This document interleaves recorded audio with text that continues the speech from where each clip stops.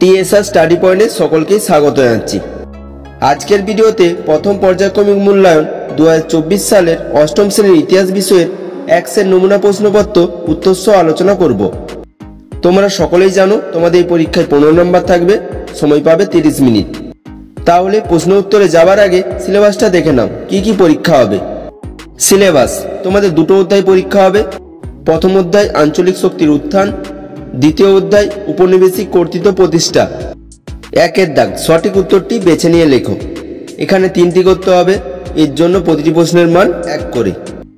প্রথম প্রশ্নটা দেখো, ক মুঘল সম্রাট ঔরঙ্গজেব মারা যান 1770, 1707, 1807 খ্রিস্টাব্দে। সঠিক উত্তরটি হবে 1707 খ্রিস্টাব্দে। নেক্সট কোশ্চেন, খ কলকাতায় ফোর্ট উইলিয়াম কলেজ প্রতিষ্ঠা হয় 1800, 1817, 1781 খ্রিস্টাব্দে। সঠিক উত্তরটি হবে 1800 খ্রিস্টাব্দে। পরের প্রশ্ন, গ হিন্দু কলেজ প্রতিষ্ঠা করেছিলেন উইলিয়াম কেরি, ডেভিড হেয়ার, রাজা রামমোহন রায়। সঠিক উত্তরটি হবে ডেভিড হেয়ার। পরের প্রশ্ন, ঘ 1774 খ্রিস্টাব্দে মারাঠা আক্রমণের সময় বাংলার নবাব কে ছিলেন? মুর্শিদ কুলি খান, আলীবর্দী খান, সিরাজউদ্দৌলা। সঠিক উত্তরটি হবে আলীবর্দী খান। 2এর দাগ, এক কথায় উত্তর দাও। এখানে 2টি করতে হবে, 2টি প্রশ্নের মান 1 করে। প্রথম প্রশ্ন, ক অন্ধকূপ হত্যাকে কে অতিরঞ্জন বলে প্রমাণ করেছিলেন? উত্তর, অন্ধকূপ হত্যাকে অক্ষয় কুমার মৈত্র অতিরঞ্জন বলে প্রমাণ করেছিলেন। পরের প্রশ্ন, খ মারাঠাদের শেষ পেশোয়া কে ছিলেন? উত্তরটা দেখো, মারাঠাদের শেষ পেশোয়া ছিলেন দ্বিতীয় বাজিরাও। পরের প্রশ্ন, গ শ্রীরামপুরের মিশনারিদের মধ্যে সবথেকে উল্লেখযোগ্য কে ছিলেন? উত্তরটি হবে উইলিয়াম কেরি।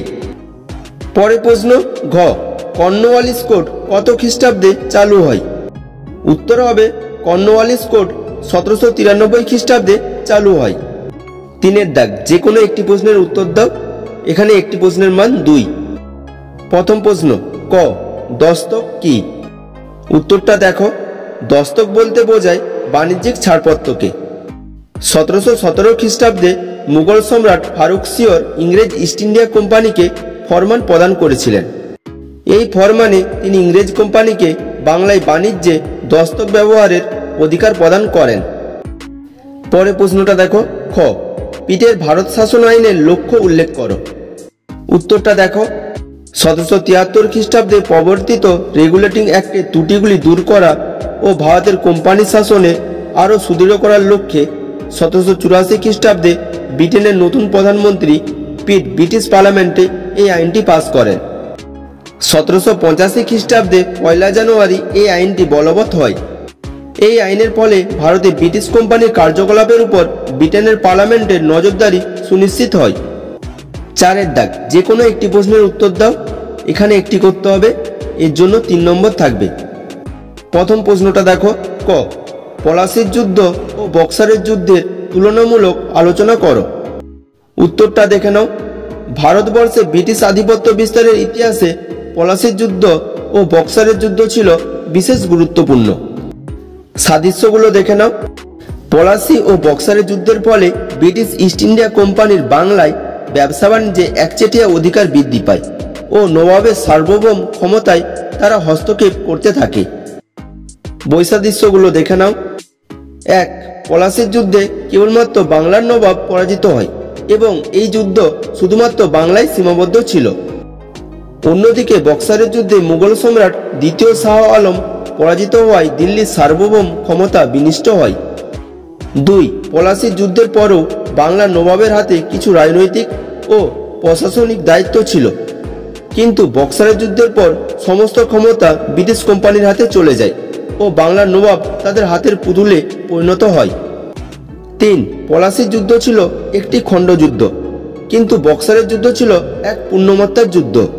পরে প্রশ্ন, খ 10 সালা বন্দোবস্ত কোম্পানি কেন চালু করেছিল? উত্তরটা দেখো, লর্ড কর্নওয়ালিস 1789 খ্রিস্টাব্দে 10 ফেব্রুয়ারি বাংলা ও বিহারে এবং 1790 খ্রিস্টাব্দে উড়িষ্যায় রাজস্ব আদায়ের ক্ষেত্রে জমিদারদের সঙ্গে 10 বছরের জন্য ভূমি বন্দোবস্ত করেছিলেন। একে 10 সালা বন্দোবস্ত বলা হয়। কোম্পানির পরিচালক সভার অনুমতি পেলে 10 সালা বন্দোবস্তকে চিরস্থায়ী করা হবে এই ঘোষণাও করা হয়েছিল। 10 সালা বন্দোবস্ত প্রবর্তনের কারণ। 10 সালা বন্দোবস্ত প্রবর্তনের পূর্বে ইজারাদারি বা 5 সালা বন্দোবস্ত চালু ছিল। এই ব্যবস্থায় বেশ কিছু ত্রুটি দেখা দিয়েছিল। উদাহরণস্বরূপ বলা যায়, অধিকাংশ ইজারাদারি গ্রাম সমাজের বাইরের লোক হওয়ার জন্য সঠিকভাবে রাজস্ব নির্ধারণ করতে পারেনি। ফলে অনেক ক্ষেত্রে ধার্য রাজস্ব বাস্তব রাজস্ব আদায়ের থেকে বেশি হয়ে গিয়েছিল। সেই জন্য ইজারাদারদের অনেকেই দেওয়া রাজস্ব শোধ করতে ব্যর্থ হয়। তাই কোম্পানি ইজারাদারি ব্যবস্থার ত্রুটিগুলি দূর করতে 10 সালা বন্দোবস্ত চালু করেছিল। 5-এর দাগ, যে কোনো একটি প্রশ্নের উত্তর দাও। এখানে 5 নম্বর থাকবে। প্রশ্নটা দেখো, চার্লস উডের প্রতিবেদনে কি বলা হয়েছিল, এর ফলে কি হয়েছিল? উত্তরটা দেখে নাও। বোর্ড অফ কন্ট্রোলের সভাপতি চার্লস উড ভারতে পাশ্চাত্য শিক্ষা প্রসারের জন্য 1854 খ্রিস্টাব্দের 19শে জুলাই একটি নির্দেশনামা প্রকাশ করেন।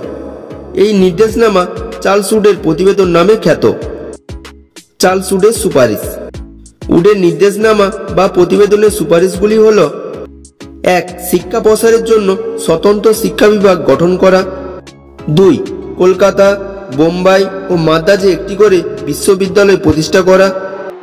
3. সুদক্ষ শিক্ষক তৈরির জন্য শিক্ষকদের প্রশিক্ষণ বা টিচার্স ট্রেনিং কলেজ স্থাপন করা। 4. দেশীয় ভাষার মাধ্যমে সাধারণ শিক্ষা প্রদান করা। 5. নারী শিক্ষার প্রসার ঘটানো। চার্লস উডের সুপারিশের ফলাফল। চার্লস উডের নির্দেশনামা প্রকাশিত হওয়ার ফলে 1. 1855 খ্রিস্টাব্দে বড়লাট লর্ড ডালহৌসি বাংলা, বোম্বাই, পাঞ্জাব প্রভৃতি প্রদেশে দপ্তর প্রতিষ্ঠা করেন। 2. 1857 খ্রিস্টাব্দে কলকাতা, বোম্বাই ও মাদ্রাজে বিশ্ববিদ্যালয় প্রতিষ্ঠা হয়।